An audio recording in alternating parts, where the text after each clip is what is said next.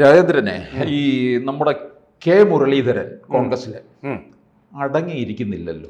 അത്തരത്തിലുള്ള വാർത്തകളാണ് ഇപ്പോൾ വന്നുകൊണ്ടിരിക്കുന്നത്. അടങ്ങിയിരിക്കില്ല എന്ന് പറഞ്ഞാൽ മറ്റുള്ളവർക്ക് ബുദ്ധിമുട്ടല്ല, അദ്ദേഹം കോൺഗ്രസിനെ നന്നാക്കാൻ തന്നെ തീർച്ചപ്പെടുത്തിയിരിക്കുകയാണ്. ഇപ്പോൾ ആ പുതിയ പ്രസ്താവന നടത്തിയിരിക്കുകയാണ്. 26-ൽ CPM-നെ വിജയിപ്പിച്ചാൽ 31-ൽ BJP അധികാരത്തിലെത്തിക്കുമെന്ന ഡീല് സ്ത്രീകളുടെ കണ്ണീർ വീഴ്ത്തിയ സർക്കാരാണ് ഇത്. ഇപ്പൊ എനിക്ക് തോന്നുന്നു യഥാർത്ഥ പ്രതിപക്ഷ നേതാവ് ഇപ്പൊ മുരളീധരനാണോ? തീർച്ചയായിട്ടും അദ്ദേഹം പറഞ്ഞ വളരെ അർത്ഥവത്തായിട്ടുള്ള കാര്യങ്ങളാണ്. പക്ഷേ അത് ജ്വലിക്കുന്ന വാക്കുകളാണെങ്കിൽ അത് നമുക്ക് വിശ്വസിക്കാൻ പറ്റില്ല. അല്ലെങ്കിലും BJP വരും. അടുത്ത പ്രാവശ്യം കോൺഗ്രസ് വന്നാലും ശരി, അല്ലെങ്കിൽ പിണറായി വന്നാലും ശരി, അതിനടുത്ത പ്രാവശ്യം BJP തന്നെ വരും. ആ രീതിയിലാണ് നമ്മുടെ സ്റ്റാറ്റിസ്റ്റിക്സ് പോകുന്നത്, വർക്ക് ചെയ്യുന്നത്. ഓരോ പ്രാവശ്യവും 5% വീതം അതിൻ്റെ ക്രമപ്രവർത്തനമായിട്ട് അതിൻ്റെ വോട്ട് ഷെയർ വർദ്ധിച്ചുകൊണ്ടിരിക്കുകയാണ്. ഇപ്പോൾ നോക്കൂ, പെട്ടെന്ന് സ്ഥിതിഗതികൾ മാറി. ഇപ്പോൾ അതിർത്തിയിൽ നമ്മൾ ഇതുവരെ ചെയ്യാത്ത ഒരു യുദ്ധം ചെയ്തതിലൂടെ, ബംഗ്ലാദേശ് യുദ്ധം പോലെ വൻപിച്ച ചെലവില്ലാതെ ലോകരാഷ്ട്രങ്ങളുടെ ഒന്നും അപ്രീതി പിടിച്ചു പറ്റാതെ തന്നെ ഹൈ ഡിപ്ലോമാറ്റിക് സോഴ്സുകൾ ഉപയോഗിച്ചുകൊണ്ട് എല്ലാ രാഷ്ട്രങ്ങളെ, ചൈനയെ പോലും വിശ്വാസത്തിലെടുത്തുകൊണ്ട് പാകിസ്ഥാൻ്റെ മർമ്മപ്രധാന കേന്ദ്രങ്ങളിൽ നമ്മൾ പ്രഹരിച്ച ആ പ്രഹരമുണ്ടല്ലോ, ഈ കളരി ആശാന്മാരൊക്കെ ചെയ്യുന്നത് പോലൊരു പ്രഹരമാണ് നരേന്ദ്രമോദി അവിടെ ഏൽപ്പിച്ചത്. CVN കളരിയിലെയൊക്കെ വലിയ ആശാന്മാരുണ്ടല്ലോ, പേരുകളൊക്കെ നമ്മൾ ഓർക്കുന്നില്ല, ഞാനും ഓർക്കുന്നില്ല, ക്ഷമാപണമുണ്ടതിൽ. ആ ശരിക്കും പറഞ്ഞാൽ അങ്ങനെയുള്ള ആൾക്കാരൊക്കെ മർമ്മത്തോരെ ഏൽപ്പിച്ച പിന്നെ അനങ്ങില്ല. അവൻ ചുരുണ്ടു മടങ്ങിയിരിക്കും. മടങ്ങിക്കഴിഞ്ഞാൽ അവൻ നിവരണമെങ്കിൽ ഈ ആശാൻ തന്നെ വിചാരിക്കണം. അതുവരെ ഇങ്ങനെ മടങ്ങി ഒതുങ്ങിയിരിക്കും. അതാണ് മർമ്മത്തേൽപ്പിക്കുന്ന താടനം എന്ന് പറയുന്നത്. അല്ലെങ്കിൽ ഒരു പൂഴിക്കടകൻ അടി പോലെ അവനെ നിശബ്ദനാക്കിക്കൊണ്ട്, അവനെ ഒന്നിനും കൊള്ളാവത്താനാക്കിക്കൊണ്ടുള്ളൊരു അടിയാണ് കൊടുത്തിരിക്കുന്നത്. ആ രാജ്യത്തിൻ്റെ ആ മുഴുവൻ അന്തസ്സും ഇടിച്ച് നിരത്തി കഴിഞ്ഞ് ബാക്കി എന്തെങ്കിലും അവശേഷിക്കുന്നുണ്ടെങ്കിൽ അത് മുഴുവൻ ഇല്ലാതാക്കിയെന്ന് മാത്രമല്ല, ഏറ്റവും വലിയൊരു കാര്യമെന്ന് പറഞ്ഞാൽ എല്ലാവരെയും എക്സ്പോസ് ചെയ്തിരിക്കുന്നു.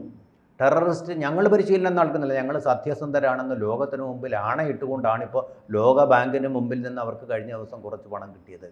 ഞങ്ങളിങ്ങനൊന്നും ചെയ്യും. ഇങ്ങനെ ചെയ്തു കഴിഞ്ഞാൽ ഇനി ലോകബാങ്ക് എന്നല്ല ഒറ്റ ബാങ്കും അവർക്ക് വായ്പ കൊടുക്കത്തില്ല. ആ തരത്തിലുള്ള തെളിവുകളാണ് ഇപ്പോൾ പുറത്തേക്ക് വിട്ടിരിക്കുന്നത്. നിഷേധിക്കാൻ പറ്റാത്ത തെളിവുകൾ ലോകത്തിന് മുമ്പിൽ ഹാജരാക്കിയിരിക്കുകയാണ്. പാകിസ്ഥാന് മുമ്പിലല്ല ഇത്. പാകിസ്ഥാന് മുമ്പിൽ നമ്മൾ പലതവണ കൊടുത്തു, അവർ അംഗീകരിച്ചു. ഇപ്പോൾ ലോകത്തിന് മുമ്പിലേക്ക് തെളിവ്. ഇനി നൂരാൻ പറ്റാത്ത അടി കൊടുത്ത നരേന്ദ്രമോദി എന്ന് പറയുന്ന ഒരു വിഗ്രഹമായിട്ട് മാറിയിട്ടുണ്ട്, ഒരു ഐഡളായിട്ട് മാറിയിട്ടുണ്ട്, ഒരു ഐക്കോണായിട്ട് മാറിയിട്ടുണ്ട്. ഇന്ദിരാഗാന്ധി 1971 യുദ്ധത്തിന് ശേഷം നേടിയ ആ 4/3 ഭൂരിപക്ഷമുണ്ടല്ലോ, ഇനി ആ ഭൂരിപക്ഷത്തിലേക്കായിരിക്കും നരേന്ദ്രമോദി പോവുക. കേരളത്തിന് അതിൽ നിന്ന് ഒഴിഞ്ഞു നിൽക്കാൻ പറ്റില്ല. കേരളത്തിലെ ചില CPM-കൾ എന്ന് പറയുന്ന കൂപമണ്ഡൂകങ്ങൾ വിചാരിച്ചിരിക്കുന്നത് കേരളമാണ് ഇന്ത്യയെക്കാളും വലുത്, ഞങ്ങളൊരു റിപ്പബ്ലിക്കും ഇന്ത്യ എന്ന് പറയുന്നത് ഞങ്ങൾ പറയുന്നത് കേൾക്കാനിരിക്കുന്ന ഒരു സാമന്ത രാജ്യവും, കപ്പം കൊണ്ടുപോവാ എന്ന് പറയുമ്പോൾ കപ്പം കൊണ്ടുവരുന്ന ഒരു സാമന്ത രാജ്യമാണ് ഇന്ത്യയെന്ന് ധരിച്ച് വശായിരിക്കുന്ന കൂർമ്മ ബുദ്ധികളല്ലാത്ത മാർക്സിസ്റ്റുകാരെ സംബന്ധിച്ചിടത്തോളം, കൂർമ്മത്തിൻ്റെ ബുദ്ധിയുള്ള മാർക്സിസ്റ്റുകാർ ആണിപ്പോൾ ഉള്ളത്. കൂർമ്മ ബുദ്ധിയായിരുന്നു EMS-ഉം ആ തലമുറയും ഒക്കെ. പക്ഷേ ഇപ്പോൾ കൂർമ്മത്തിൻ്റെ ബുദ്ധി ഉള്ള ആൾക്കാരായിട്ട് അവർ മാറിയിരിക്കുന്നു. കൂമോ എന്ന് പറഞ്ഞ ആമ, അങ്ങനെ ഒരു ജീവിയായിട്ട് അവർ മാറിയിരിക്കുന്നത് കൊണ്ട് അവർക്ക് തീർച്ചയായിട്ടും ഉൾവലിവുകളുണ്ട്. അതിൻ്റെ ഫലമായിട്ട് CPM അടുത്ത പ്രാവശ്യം തിരഞ്ഞെടുപ്പിൽ ജയിച്ചു വരികയാണെങ്കിൽ അത് അതിൻ്റെ ജയമല്ല, കോൺഗ്രസിൻ്റെ പരാജയമാണ്.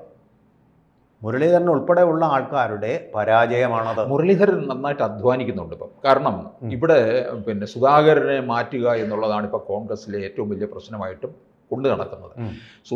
മുരളീധരൻ അതിനെ ശക്തിയായിട്ട് എതിർക്കുന്നുണ്ട്. ഇപ്പം നമ്മുടെ പ്രശ്നം അതല്ല, പിണറായിക്കെതിരെ സമരം ചെയ്തുകൊണ്ട് അടുത്ത തെരഞ്ഞെടുപ്പിനെ നേരിട്ട് അധികാരത്തിൽ വരിക എന്നുള്ളതാണ്. അപ്പോൾ സുധാകരനെ മാറ്റുന്നതിനോട് യോജിക്കുന്നതേ ഇല്ല മുരളീധരൻ. വിജയനാഥൻ, ഞാൻ വ്യക്തമായിട്ട് പറഞ്ഞു തരാം. ഇപ്പോൾ കഴിഞ്ഞ തവണ അഹമ്മദാബാദിൽ ചേർന്നിട്ടുള്ള AICC സമ്മേളനത്തിലെടുത്ത തീരുമാനം എന്താ? DCCകളെ ശക്തിപ്പെടുത്തുക.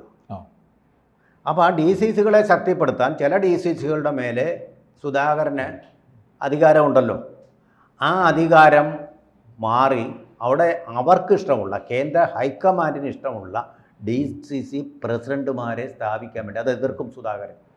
ആ ഒരു ബോധോദയം കൊണ്ടാണ് ഇപ്പോൾ സുധാകരനെ മാറ്റണമെന്ന് പറഞ്ഞാൽ. അദ്ദേഹത്തിന് രോഗമൊന്നും ഉണ്ടായിട്ടല്ല, നന്നായിട്ട് പ്രവർത്തിച്ചിട്ടുണ്ട്. 2 ഉപതെരഞ്ഞെടുപ്പിലും നല്ല വിജയം, തിളക്കമാർന്ന വിജയം കൈവരിച്ചില്ലേ കോൺഗ്രസ്? CPM-ൻ്റെ എല്ലാ കടുംപിടുത്തങ്ങളെയും അവരുടെ എല്ലാ പാർട്ടി മെഷറിനും തകർത്തെറിഞ്ഞുകൊണ്ട് ജയിച്ചില്ലേ? ആരായിരുന്നു കോൺഗ്രസിൻ്റെ കേരളത്തിലെ പ്രസിഡന്റ് അപ്പോൾ അധ്യക്ഷത വഹിച്ചത്? എന്ത് കാര്യത്തിനാണ് മാറ്റുന്നത്? അവർക്ക് രോഗമാണെന്നോ? രോഗമായിട്ട് ചികിത്സയ്ക്ക് ഡോക്ടർ ദീപാദാസ് മുൻഷിയുടെ മുമ്പിൽ ചെന്നു. എന്താ ഇവർ പറയുന്നത്? മാറ്റണമെന്ന് പറഞ്ഞ് അവരെഴുതി കൊടുത്തിരിക്കുക സംഭവം. ഹൈക്കമാൻഡിൻ്റെ ഒരു സമ്മർദ്ദം കാണും, കാരണം അവർക്ക് DCC പ്രസിഡന്റുമാരെ അവരുടെ ഇഷ്ടത്തിനനുസരിച്ച് മാറ്റണം. സുധാകരൻ അതിന് ഹൈക്കമാൻഡിൻ്റെ മുമ്പിലും തല കുനിക്കില്ല. പിണറായി വിജയൻ്റെ മുമ്പിൽ തല കുനിക്കാത്തതുപോലെ തന്നെ ഹൈക്കമാൻഡിൻ്റെ മുമ്പിലും അങ്ങനൊന്നും തല കുലിക്കുകയോ വഴങ്ങുകയോ KC വേണുഗോപാലിനെ പോലെ അഴകൊഴ മണിയടിക്കുകയോ കിലുക്കുകയോ ചെയ്യുന്ന ആളല്ല സുധാകരൻ. മുഖത്ത് നോക്കി കാര്യങ്ങൾ പറയും. അത് VD സതീശനായാലും ശരി, ആരായാലും ശരി. തെറി പറയേണ്ടടുത്ത് തെറിയും പറഞ്ഞിട്ടുണ്ട്. അത് ശരിയാണെന്ന് ഞാൻ പറയുകയല്ല. പച്ച മനുഷ്യൻ ഉള്ള കാര്യങ്ങൾ തുറന്നങ്ങ് പറയും. വക്രതയും കാപട്യവും ഒന്നുമില്ല. AK ആൻ്റണിയെ പോലെ ചിരിച്ചും കൊണ്ട് ഉള്ളിൽ കള്ള ഒതുക്കുന്ന ആളൊന്നും അല്ലാതെ. ഉമ്മൻചാണ്ടിയെ പോലെ സത്യസന്ധനായ ഒരു വ്യക്തി തന്നെയാണ് ഇത്, ഒരു സംശയവുമില്ല അതിന്. അപ്പോൾ അങ്ങനെയുള്ളൊരു മനുഷ്യനെ, കഴിവുള്ള മനുഷ്യനെ, ഞാൻ പറയും കരുണാകരനെ പോലെ കഴിവുള്ള ഒരു മനുഷ്യനാണ്. അതുപോലുള്ള സാധനങ്ങളൊന്നും കിട്ടാത്തത് കൊണ്ടാണ്, അതുപോലെ തന്ത്രമില്ല, കള്ളമില്ല. കരുണാകരന് കുറച്ച് കാപട്യമുണ്ട്. അതുകൊണ്ടാണ് രാഷ്ട്രീയത്തിൽ ജോബിക്കാൻ കഴിഞ്ഞത്. ഒതുക്കാണ്ട് ഒരു ഉദാഹരണം ഞാൻ പറയാം. നമുക്ക് ചരിത്ര വിദ്യാർത്ഥികൾക്ക് ആനിത്തയ്യിൽ അദ്ദേഹത്തിന് പണ്ടൊരു ലിസ്റ്റ്, കേരളത്തിൽ മത്സരിക്കേണ്ട നിയമസഭാ സ്ഥാനാർത്ഥികളുടെ ഒരു ലിസ്റ്റ് കൊടുക്കും. ഇതെല്ലാം ഞാൻ ഇപ്പോൾ കാണിക്കാം അവിടെ നിന്ന് പറഞ്ഞ് അദ്ദേഹം പോയി. അന്ന് പോകുന്നത് ഈ ഫ്ലൈറ്റിലൊന്നും അല്ല.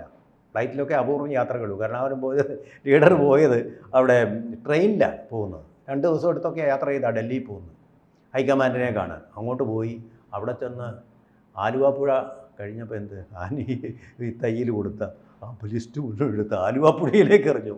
അനിതയിലെ ആത്മകഥയിൽ ഇത് പറഞ്ഞിട്ടുണ്ട്. അങ്ങനെയുള്ളൊരു മനുഷ്യനാണത്. ഒരു കൂതലില്ല. കളയേണ്ടതിനെ തള്ളേണ്ടതിനെ എല്ലാം തള്ളും, കൊള്ളേണ്ടതിനെ കൊള്ളുകയും ചെയ്യും. സ്വന്തം തീരുമാനങ്ങൾ എടുക്കും. അങ്ങനെയുള്ള കാപട്യമൊന്നും സുധാകരനില്ല. നിങ്ങളുടെ ലിസ്റ്റ് കൊള്ളില്ലെങ്കിൽ മുഖത്ത് നോക്കി അങ്ങ് പറയും. ആ ഒരു മനുഷ്യനാണ്, പച്ച മനുഷ്യനാണ് അദ്ദേഹം. കണ്ണൂർകാരൻ്റെ എല്ലാ നേരെ വാ എന്നുള്ള ഇതുകൊണ്ട് ധൈര്യമായിട്ട് പറയേണ്ടത് പറയുകയും ചെയ്യും. അങ്ങനെ ഒരു മനുഷ്യനെ മാറ്റുന്നത് കാരണം ദീപാദാസ് മുൻഷിക്ക് എന്തോ അസൗകര്യം ഉണ്ടായിട്ടുണ്ട്, അല്ലെങ്കിൽ ഹൈക്കമാൻഡിന് അദ്ദേഹത്തിൻ്റെ സൗന്ദര്യം പിടിച്ചിട്ടില്ല. ഈ 2 കാരണങ്ങളാണ്. അല്ലെങ്കിൽ ഒരു കുഴപ്പമില്ലാതെ പോകുന്നു, അല്ലെങ്കിൽ ആൻ്റണി എന്തോ കൃത്രിമം അവിടെ കാണിച്ചിട്ടുണ്ട്. ഇത് കിട്ടാം, ഈ പോസ്റ്റ് കിട്ടാം. ഈ മുരളീധരൻ പറഞ്ഞതിൽ എന്തെങ്കിലും നമുക്ക് വാസ്തവം ഉണ്ടോ? 100% സത്യമാണ്. അദ്ദേഹം എല്ലാം സ്റ്റഡീഡാണ്. ഒരു അപ്പോൾ 26-ൽ പിണറായി പൊളിറ്റിക്സ് ശരിക്കും പഠിച്ചിട്ടുള്ള ആളാണ്. അപ്പോൾ 26-ൽ പിണറായിക്ക് അധികാരം വീണ്ടും ഒരുക്കുന്നു, 31-ൽ BJP വരണം എന്ന് പറഞ്ഞതിൽ ഒരു തിരുത്ത് മാത്രമേ ഉള്ളൂ. 26-ൽ കോൺഗ്രസ് വന്നാലും പിണറായി വന്നാലും 31-ൽ BJP തന്നെ വരും. ഇനി ഒരൊറ്റ ഊഴമേ കോൺഗ്രസ് ആയാലും അതുപോലെ CPM ആയാലും അവശേഷിക്കുന്നുള്ളൂ. അതെങ്കിലും നിങ്ങൾ പിടിച്ചടക്കൂ കോൺഗ്രസ്. അപ്പോൾ ഡീൽ ഇല്ലെന്നാണോ പറയുന്നത്? ഡീലൊന്നുമില്ല, 31-ൽ അധികാരത്തിൽ വരുമെന്നുള്ളത്. ഇതൊക്കെ ചുമ്മാ രാഷ്ട്രീയം പറയുന്നതല്ലേ. ഡീലെന്ന് എന്ത് ഡീൽ? അവർ തമ്മിൽ എന്ത് ഡീലാണ്? ഒരു ഡീലും ഇല്ല. അത് BJPക്ക് വേറെ പണി. പിണറായിയുമായിട്ട് ഡീൽ നടത്താൻ BJPക്ക് വേറെ പണിയില്ല. അന്താരാഷ്ട്ര തലത്തിലെ ലോകത്തിലെ ഏറ്റവും നമ്പർ 1 പാർട്ടിയായിട്ടുള്ള BJP കേരളത്തിൻ്റെ ഒരു മൂലയിലേക്ക് ഒതുങ്ങുകയും തമിഴ്നാട്ടിലെ DMKയുടെ സഹായം കൊണ്ട് 2 സീറ്റ് നേടാൻ പറ്റുകയും ചെയ്യുന്നൊരു പാർട്ടിയായിട്ട് എന്ത് ഡീൽ നടത്താമെന്നായി പറയുന്നത്? അവർക്ക് ചിലപ്പോൾ ട്രംപിൻ്റെ റിപ്പബ്ലിക് പാർട്ടിയായിട്ട് ഡീൽ നടത്തിയെന്ന് വരും. അല്ല ഇപ്പോൾ ഈ പിണറായി വിജയൻ്റെ പാർട്ടിയായിട്ട് ഡീലോ? അയ്യേ, ഇപ്പോൾ തന്നെ ലോകം തന്നെ ജയിച്ചു നിൽക്കുന്ന ഒരു മനുഷ്യനാണ്. അപ്പം എനിക്ക് തോന്നുന്നു മുരളീധരൻ ഇത് പറഞ്ഞതിൻ്റെ പിന്നിൽ 26-ലും കോൺഗ്രസിന് രക്ഷയില്ല. ദിഗ്വിജയം നേടിയ മോദിക്ക് ഇതിൻ്റെ ആവശ്യമില്ലെന്നുള്ളതാണ് അല്ലെ തിരുത്ത്. അല്ല, 26-ൽ കോൺഗ്രസിന് ഇനി രക്ഷയില്ല എന്നുള്ള സാഹചര്യത്തിലേക്കാണ് കാര്യങ്ങൾ മാറുന്നതെന്ന് തോന്നുന്നു കേരളത്തിൽ. ഇപ്പം അടിപിടിയിട്ടാൽ പിന്നെ ആരാ ഇവരെ അംഗീകരിക്കുക? അത് സ്വയം തീരുമാനിച്ച രാഷ്ട്രീയ ആത്മഹത്യ, ഞാൻ പറഞ്ഞ ഹരാഗിരി ചെയ്തുകൊണ്ടിരിക്കുകയല്ലേ. ഞങ്ങൾക്ക് വേണ്ടാന്ന് അവർ തന്നെ എനിക്കിപ്പോൾ തോന്നുന്ന കോൺഗ്രസും CPM തമ്മിൽ ഡീലുണ്ടോന്നാണ്. CPM-ന് ഭരണം കൊടുക്കാമെന്ന് കോൺഗ്രസിലെ ചില നേതാക്കൾ തീരുമാനിച്ചിട്ടുണ്ട്. ആൻ്റണിയെ അതെപ്പോഴും കോൺഗ്രസ് പലരും ആൻ്റണിയെ പോലുള്ളവർ CPM-ഉമായിട്ട് ഡീൽ നടത്തിയിട്ടുണ്ടോന്നാണ് എൻ്റെ സംശയം. ഞങ്ങളൊരു കുളമാക്കി തരാം, നിങ്ങൾ അധികാരത്തിൽ വന്നു എന്ന് പറഞ്ഞ് ആരെങ്കിലും അച്ചാരം വാങ്ങിച്ചിട്ടുണ്ടോ എന്ന് എനിക്ക് ഞാൻ സംശയിക്കുന്നു. അല്ല, മറ്റേ ഡീലെന്ന് പറയുന്നത് അസംഗതമാണ്. അത് പിന്നെ ഒരു യുക്തിരഹിതമാണ്. യുക്തിഭദ്രതയില്ല ആ വാദത്തിന്. രാഷ്ട്രീയം പറയുന്നതേ ഉള്ളൂ അദ്ദേഹം. കൂടുതൽ വാർത്തകളും വിശേഷങ്ങളും നിങ്ങളിലേക്ക് എത്താൻ ABC മലയാളം സബ്സ്ക്രൈബ് ചെയ്യുക, ബെൽ ബട്ടണും അമർത്തുക.